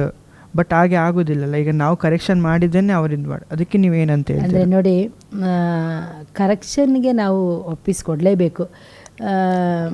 ನಾವು ಯಾವಾಗ ಕರೆಕ್ಷನ್ ಮಾಡ್ಕೊಳ್ತೇವೆ, ಆಗ ಮಾತ್ರ ನಾವು ನಮ್ಮ ಜೀವನದಲ್ಲಿ ಆಶೀರ್ವಾದವನ್ನು ಹೊಂದಿಕೊಳ್ಳಿಕ್ಕೆ ಸಾಧ್ಯ ಆಗ್ತದೆ. ಕರೆಕ್ಷನ್ ಇಲ್ಲದೆ ನಾವೊಂದು ಮೇಲನ್ನು ಹೊಂದಿಕೊಳ್ಳಿಕ್ಕೆ ಸಾಧ್ಯ ಇಲ್ಲ. ಈಗ ಗುರುಗಳು ಒಂದು ಮಕ್ಕಳಿಗೆ, ವಿದ್ಯಾರ್ಥಿಗಳಿಗೆ ಕರೆಕ್ಷನ್ ಯಾಕೆ ಮಾಡ್ತಾರೆ? ಒಳ್ಳೆ ಮಾರ್ಗದಲ್ಲಿ ನಡಿಬೇಕು ಅಂತೇಳಿ ಅಲ್ಲ. ಈಗ ಆ ಟೈಮಲ್ಲಿ ನಾವು ಓದಬೇಕಾದ್ರೆ ನಮ್ಮ ಟೀಚರ್ಸ್ಗಳೆಲ್ಲ ನಮಗೆ ಕಿವಿಯಿಂದ ಹೊಡಿತಿದ್ರು. ಈಗ ಟೈಮಲ್ಲಿ ಎಲ್ಲ ಆಗಿಲ್ಲ. ಹೌದಂದರೆ ಆಗ ನಮಗೆ ಸಿಟ್ಟು ಬರ್ತಾಯಿತ್ತು, ಆದರೆ ಈಗಿನ ಹಾಗೆ ಸಿಟ್ಟು ಬರ್ತಾ ಇರಲಿಲ್ಲ. ನಮಗೆ ಹೊಡಿಬೇಕಾದ್ರೆ ನಮಗೆ ನೋವಾಗ್ತಾಯಿತ್ತು. ನಾವು ಆಗ ಅಷ್ಟು ಒಂದು ಬುದ್ಧಿವಂತರು ಅಂತೇಳಿ ಅಲ್ಲ, ಶಿಕ್ಷೆ ನಮಗೆ ಬೇಕು. ನಮಗೆ ಯಾವಾಗ ಶಿಕ್ಷೆಗೆ ನಾವು ಒಳಪಡಿಸ್ತೇವೆ, ಆಗ ನಾವು ಸರಿಯಾದಂಥ ಮಾರ್ಗದಲ್ಲಿ ನಡೀಲಿಕ್ಕೆ ಸಾಧ್ಯ ಆಗ್ತದೆ. ಆಗಿದ್ಮೇಲೆ ನಾವು ಈ ದಿನಗಳಲ್ಲಿ ಕರೆಕ್ಷನ್ ಮಾಡಲೇಬೇಕು. ಕರೆಕ್ಷನ್ ಮಾಡದಿದ್ದರೆ ಸರಿಯಾಗಿರೋದಿಲ್ಲ. ನೀವು ನಿಮ್ಮ ಮಕ್ಕಳಿಗೆ ಹೊಡೆದಿದ್ದೀರಾ? ಆಫ್ಕೋರ್ಸ್ ಹೊಡೆದಿರೋದ ನಾನು. ಅಂದರೆ ನಮ್ಮ ಮನೆಯಲ್ಲಿ ಭೇದ ಭಾವ ಇಲ್ಲ ಏಟು ಕೊಡೋದರಲ್ಲಿ. ಶಿಕ್ಷೆ ಮಾಡಬೇಕಾದ್ರೆ ಶಿಕ್ಷಿಸಿದ್ದೇನೆ. ಯಾಕೆಂದರೆ ಪೆಟ್ಟು ಅವರವರು ತಪ್ಪು ಮಾಡಿದಾಗ ಅವರವರು ಕರೆಕ್ಟಾಗಿ. ಬೈಬಲಲ್ಲಿ ಬರ್ದಿದೆಯಾ? ಹಾಂ, ಹೌದು. ಯಾವ ಚಾಪ್ಟರಲ್ಲಿ? ಜ್ಞಾನೋಕ್ತಿಯಲ್ಲೇ ಉಂಟು ನೋಡಿ. ನಾವು ಇದು ಬೆತ್ತ ಹಿಡಿಯದ ಪಿತ ಪುತ್ರನಿಗೆ ಶತ್ರು ಅಂತೇಳಿ. ಆಗಿದ್ಮೇಲೆ ಬೆತ್ತ ಹಿಡಿಲೇಬೇಕು. ಆಗಿದ್ಮೇಲೆ ನನ್ನ ಮಕ್ಕಳಿಗೆ ಸರಿಯಾಗಿ ಏಟು ಕೊಟ್ಟಿದ್ದೇನೆ. ಏಟು ಕೊಟ್ಟ ನಿಮಿತ್ತವಾಗಿ ಮಕ್ಕಳಿಗೆ ಸರಿಯಾದಂಥ, ಅಂದರೆ ಸರಿ ವೇಯಲ್ಲಿ ನಡೀತಾ ಇದ್ದಾರೆ. Have you ever doubted upon your calling? ಇಲ್ಲ. ಅಂದರೆ ನನ್ನ ಕಾಲಿಂಗಲ್ಲಿ ಡೌಟ್ ಬರಲಿಕ್ಕೆ ಚಾನ್ಸ್ ಇಲ್ಲ. ಆದರೆ ಯಾವಾಗ ನಮ್ಮ ಮೇಲೆ ದೇವರ ಕರೆ ಇದೆ ಅಂತ ಹೇಳಿ ಇರ್ತದೋ, ಆಗ ಹೋರಾಟಗಳು ಜಾಸ್ತಿ ಬರ್ತದೆ, ನೋವುಗಳು ಜಾಸ್ತಿ ಬರ್ತದೆ, ವೇದನೆಗಳು ಜಾಸ್ತಿ ಬರ್ತದೆ, ಇಕ್ಕಟ್ಟುಗಳು ಜಾಸ್ತಿ ಬರ್ತದೆ, ಒತ್ತಡಗಳು ಜಾಸ್ತಿ ಬರ್ತದೆ. ಆಗಿದ್ಮೇಲೆ ನಾವು ಆ ಒಂದು ಸಮಯದಲ್ಲಿ ದೇವರ ಕರೆಯುವಿಕೆಗೆ ನಾವು ಯಾವತ್ತೂ ಸಹ ಸಂದೇಹ ಪಡಬಾರ್ದು. ಸಂದೇಹ ಪಡದೇ ಇರುವವನೇ ಧನ್ಯನು ಅಂತೇಳಿ ದೇವರು ವಾಕ್ಯ ಹೇಳ್ತದೆ. How do you handle failure in ministry? ಅಂದರೆ ಅನೇಕ ಸಾರಿ ಸೋಲುವಿಕೆಗಳು ಬಂದಿದೆ, ಆದರೆ ಸೋಲುವಿಕೆಗಳನ್ನೇ ನಾವು ನೋಡಿ ಹೋಗಲಿಲ್ಲ. ಆ ಸೋಲುವಿಕೆಗಳಲ್ಲೂ ಸಹ ನನ್ನ ದೇವರು ನಮಗೆ ಪಾಠ ಕಲಿಸಿದ್ದಾನೆ. ಅದಕ್ಕೆ ಆ ಒಂದು ಕಷ್ಟ, ಆ ಒಂದು ವೇದನೆ, ಆ ಒಂದು ಫೇಲ್ಯೂರನ್ನು ನಾವು ಯಾವತ್ತೂ ಸಹ ನೋಡಲಿಲ್ಲ. ನಮ್ಮನ್ನು ಕರೆದಂಥ ದೇವರು ನಂಬಿಗಸ್ತನು. ಅಂದರೆ ನಂಬಿಕೆಯನ್ನು ಹುಟ್ಟಿಸುವವನು, ನಂಬಿಕೆಯನ್ನು ಪೂರೈಸುವವನು ಯೇಸು ಕ್ರಿಸ್ತನಾಗಿದ್ದ ಮೇಲೆ ನಾವು ಆತನನ್ನೇ ದೃಷ್ಟಿ ಇಟ್ಟುಕೊಂಡು ನಾವು ಹೋಗ್ತಾ ಇದ್ದೇವೆ, ಓಡ್ತಾ ಇದ್ದೇವೆ. ಇನ್ನು ಮುಂದೆ ಸಹ ಆ ರೀತಿಯಲ್ಲಿ ಹೋಗ್ತೇವೆ. ಆಗಿದ್ಮೇಲೆ ಆತನನ್ನೇ ನೋಡಿದವರು ಎಂದಿಗೂ ಸಹ ಲಜ್ಜೆಯಿಂದ ಕೆಡುವುದಿಲ್ಲ. ಅದು ಪ್ರಾಮುಖ್ಯವಾಗಿ ಆ ಸಮಯದಲ್ಲಿ ನಾವು ದೇವರನ್ನು ನೋಡಬೇಕು. ಸೊ ಈಗ ಏನಂದರೆ, how do you raise and mentor the next generation? ಈ ನಮ್ಮ ಜನ್ರೇಷನ್ ಮತ್ತು ಬರುವ ಜನ್ರೇಷನ್ಗೆ ಹೇಗೆ ನೀವು ಇದು ಮಾಡ್ತೀರಾ ಅಂತ ನೋಡಿ. ಈಗಿನ ಜನ್ರೇಷನ್ಗೆ ನಾವು ಆತ್ಮಿಕವಾಗಿ ಒಂದು ಹೊದಿಕೆ, ಅಂದರೆ ನಾವು ಹೊದಿಕೆಯಲ್ಲಿ ಇರಲಿಕ್ಕೆ ಅವರು ಯಾವಾಗಲೂ ಸಹ ಒಂದು ಸುರಕ್ಷಿತವಾಗಿ ಇರಬೇಕು ಅಂತೇಳಿ ನಾವು ಇಷ್ಟಪಡ್ತೇವೆ. ಕಳ್ಳನ್ನು ಬರುವಂಥದ್ದು ಕದ್ದುಕೊಳ್ಳುವುದಕ್ಕೂ, ಹಾಳು ಮಾಡುವುದಕ್ಕೂ, ನಾಶ ಮಾಡುವುದಕ್ಕೂ. ಆದರೆ ನನ್ನ ಕರ್ತನಾದಂಥ ಯೇಸು ಕ್ರಿಸ್ತನು ಬಂದಿರುವಂಥದ್ದು ಸಮೃದ್ಧಿಯಾಗಿರುವುದಕ್ಕೂ, ಜೀವವು ಸಮೃದ್ಧಿಯಾಗಿರಬೇಕು ಅಂತೇಳಿ. ಆಗಿದ್ಮೇಲೆ ನಾವು ಎಲ್ಲ ಸಮಯದಲ್ಲಿಯೂ ಎಲ್ಲ ವಿಷಯಗಳಲ್ಲಿಯೂ ಅವರನ್ನು ಸರಿಯಾದಂಥ ಮಾರ್ಗದರ್ಶನದಲ್ಲಿ ನಡೆಸಬೇಕು ಅಂತೇಳಿ ನಾವು ಇಷ್ಟವುಳ್ಳವರಾಗಿರ್ತೇವೆ. ಓಕೆ, ನಿಮ್ಮ ಮೆಂಟರ್ ಯಾರು? ನನಗೆ ನನ್ನ ಮೆಂಟರ್ ನನ್ನ ಹಸ್ಬೆಂಡೇ. ಎಲ್ಲ ಸಮಯದಲ್ಲಿಯೂ ಸಹ ನಾನು ಅವ್ರ ಹತ್ರನೇ ಕೇಳುವಂಥದ್ದು. ಯಾವುದೇ ಇರಲಿ, ಚಿಕ್ಕದಾಗಿರಲಿ ದೊಡ್ಡದಾಗಿರಲಿ, ಎಲ್ಲ ವಿಷಯದಲ್ಲಿಯೂ ಸಹ ನನಗೆ ಅವರು, ನಮ್ಮ ಕುಟುಂಬಕ್ಕೆ ಬೇರೆ ಮೆಂಟರ್ ಇದ್ದಾರೆ. What is one prayer you always pray? ಅದೇ ದೇವರ ಸನ್ನಿಧಾನದಲ್ಲಿ ಒಂದೇ ಪ್ರಾರ್ಥನೆ ಅಂತ ಹೇಳಿದರೆ, ದೇವರೇ ಎಲ್ಲ ಸಮಯದಲ್ಲಿಯೂ ಎಲ್ಲ ವಿಷಯದಲ್ಲಿಯೂ ಎಲ್ಲ ರೀತಿಯಲ್ಲಿಯೂ ನಿನ್ನಲ್ಲಿ ನಾನು ನಂಬಿಗಸ್ತಿರಬೇಕು ಎಂಬುವಂಥದ್ದೇ ನನ್ನ ಪ್ರಾರ್ಥನೆ. ದೇವರ ಸನ್ನಿಧಾನದಲ್ಲಿ ಅದಕ್ಕಿಂತ ಪ್ರಾಮುಖ್ಯವಾದದ್ದು ಬೇರೆ ಯಾವುದೂ ಅಲ್ಲ. ದೇವರೇ ಅಂದರೆ ಎಲ್ಲ ವಿಷಯದಲ್ಲಿಯೂ ಸಹ, ಎಲ್ಲ ಕಡೆಗಳಲ್ಲಿಯೂ ಸಹ ಅದೊಂದೇ ಅಲ್ವಾ ನಮಗೆ ಪ್ರಾಮುಖ್ಯವಾಗಿ ಬೇಕಾಗಿರುವಂಥದ್ದು. So what is one funniest thing that happened in the church? ಅಂದರೆ ಸ್ಪಿರಿಟ್ ಅಟ್ಯಾಕ್ ಎಲ್ಲ ಆಗಬೇಕಾದ್ರೆ ನಮಗೆ ಅದು ಇದು ಮಾಡಲಿಕ್ಕೆ ಆಗೋದಿಲ್ಲ. ಕೆಲವೊಬ್ಬರು ಕೆಲವೊಂದು ರೀತಿಯಲ್ಲಿ ಇರ್ತಾರೆ. ಆಗ ನಾವು ಅದು ತುಂಬ ಒಂದು ವಿಚಿತ್ರ ಅನ್ನಿಸ್ತದೆ ಆ ಟೈಮಿಂಗ್ಸಲ್ಲಿ. ನೋಡಿ, ನಾವು ಒಂದು ಸೀರಿಯಸ್ ಆಗಿ ಅಲ್ಲಿ ಪ್ರೇಯರ್ ಮಾಡ್ತಾ ಇರ್ತಾರೆ. ಅವರು ಕೆಲವೊಮ್ಮೆ ಸ್ಪಿರಿಟ್ ಅಟ್ಯಾಕ್ ಆದವರು ಫನ್ನಿಯಾಗಿ ಅವರು ಕೆಲವೊಂದು ಕಾರ್ಯಗಳನ್ನು ಮಾಡ್ತಾ ಇರ್ತಾರೆ. ಆಗ ಅದು ತುಂಬ ಕಷ್ಟ ಆಗ್ತದೆ ಅಲ್ಲಿ ಪ್ರಾರ್ಥನೆ ಮಾಡಬೇಕಾದ್ರೆ. ಓಕೆ, ಡೂ ಯು ಎವರ್, ನೀವು ಈಗ ಪ್ರೀಚ್ ಮಾಡ್ತೀರಾ, ಕೆಲವು ಸತಿ ನಿಮ್ಗೆ ಅನಿಸಲ್ವ ಇದು ಪ್ರೀಚ್ ನನಗೇನೆ ಅಂತ? ಅಫ್ಕೋರ್ಸ್. ಇದು ನೋಡಿ, ಎಷ್ಟೋ ಸಾರಿ ನನಗೆ ಚಿಕ್ಕ ಮಕ್ಕಳು ಬಂದು ಪ್ರೀಚ್ ಮಾಡಿದ್ರು ಸಹ, ನಾನು ಪ್ರೀಚ್ ಮಾಡಬೇಕಾದ್ರೂ ಸಹ, ಇನ್ನು ಯಾರೇ ಪ್ರೀಚ್ ಮಾಡಬೇಕಾದ್ರೂ ಸಹ ಅದು ಇಬ್ಬಾಯಿ ಕತ್ತಿಯಾಗಿರುವ ವಾಕ್ಯ ಎಂಬುವಂಥದ್ದು ಇಬ್ಬಾಯಿ ಕತ್ತಿಯಾಗಿ ಅದು ನನ್ನನ್ನು ಸಹ ಕರೆಕ್ಷನ್ ಮಾಡ್ತದೆ, ಮುಂದೆ ಇರುವವರನ್ನು ಸಹ ಕರೆಕ್ಷನ್ ಮಾಡ್ತದೆ. ಉದಾಹರಣೆಗೆ ನಾನು ಹೇಳ್ತೇನೆ, ಈಗ ರೀಸೆಂಟ್ಲಿ ನನ್ನ ಮಗ ಫೇತ್ ಪ್ರೀಚ್ ಮಾಡ್ತಾ ಇದ್ದ. ಆವತ್ತು ಫುಲ್ ಆ ಒಂದು ಸ್ಟಾರ್ಟಿಂಗಿಂದ ಹಿಡಿದು ಎಂಡಿಂಗ್ವರೆಗೂ ನಾನು ಅಳ್ತಾನೆ ಇದೆ. ಯಾಕೆಂದರೆ ದೇವ್ರು ನನ್ನ ಜೊತೆಯಲ್ಲಿ ಸ್ಪಷ್ಟವಾಗಿ ಮಾತಾಡಿದಾಗೆ, ಅಂದರೆ ಆ ಸಿಚುವೇಷನಲ್ಲೇ ನಾನು ಹಾದು ಹೋಗ್ತಾ ಇದ್ದೆ. ಅದೇ ಒಂದು ನಾನು ಏನು ಪ್ರೇಯರ್ ಮಾಡ್ಕೊಂಡು ಬಂದು ನಾನು ಹೇಗೆ ಅವತ್ತು ಆ ಒಂದು 15 ಡೇಸಿಂದ ನಾನು ಏನನ್ನು ಹಾದು ಹೋಗ್ತಾ ಇದ್ನೋ ಆ ವಾರ ಎಲ್ಲ ನಾನು ಒಂದು ರೀತಿಯ ಏನು ಅಂತ ಹೇಳಿ ಗೊತ್ತಿಲ್ಲ, ಒಂದು ನೋವಲ್ಲಿದೆ. ಆದರೆ ಆವತ್ತು ನಾನು ವಾಕ್ಯ ಕೇಳಬೇಕಾದ್ರೆ ದೇವರೇ ಸ್ವತಃ ನನ್ನ ಜೊತೆಯಲ್ಲೇ ಈಗ ಮುಖಾಮುಖಿ ಕೂತ್ಕೊಂಡು ನನ್ನ ಜೊತೆಲಿ ಮಾತನಾಡುವ ರೀತಿಯಲ್ಲಿಯೇ ನನ್ನ ಮಗ ನನಗೆ ಮಾತಾಡಿದ. ಅದು ನನಗೆ ತುಂಬ ಎನ್ಕರೇಜ್ ಆಯಿತು. ಅದಕ್ಕೆ ನಾನು ದೇವರಿಗೆ ಸ್ತೋತ್ರ ಮಾಡ್ತೇನೆ. ಓಕೆ, ನಾವು ಈ ಪ್ರೋಗ್ರಾಮ್ ಅದು ಎಂಡ್ಗೆ ಬಂದಿದ್ದೇವೆ. ನನಗೆ ನೆನೆಸಿದ್ರೆ ನಿಮಗೆಲ್ಲರಿಗೂ ಇದು ಇಷ್ಟ ಆಗಿರ್ಬೋದಂತ. ಮತ್ತು ನಾನು ಮಮ್ಮಿಗೆ ಥ್ಯಾಂಕ್ಸ್ ಹೇಳ್ತೇನೆ. ನಾವು ಬೇಗನೆ ಇನ್ನೂ ಒಳ್ಳೆ ಪ್ರೋಗ್ರಾಮಿಂದ ನಾವು ಬರ್ತಿದ್ದೇವೆ. So stay blessed, God bless you. And Aase ಟಿವಿಗೆ ಸಬ್ಸ್ಕ್ರೈಬ್ ಮಾಡಿ. ನಿಮಗೆ ಏನು ಸಹ ಪ್ರೇ ರಿಕ್ವೆಸ್ಟ್ ಇದ್ದರೆ ಸಹ ಕೆಳಗೆ ಈ ನಂಬರ್ ಬರ್ತದೆ, ಈ ನಂಬರ್ಗೆ ನೀವು ಪ್ರೇ ರಿಕ್ವೆಸ್ಟ್ ಮಾಡಿ ಅಥವಾ ಕಾಲ್ ಮಾಡಿ. And God bless you all. Praise the Lord Jesus Christ. God bless you.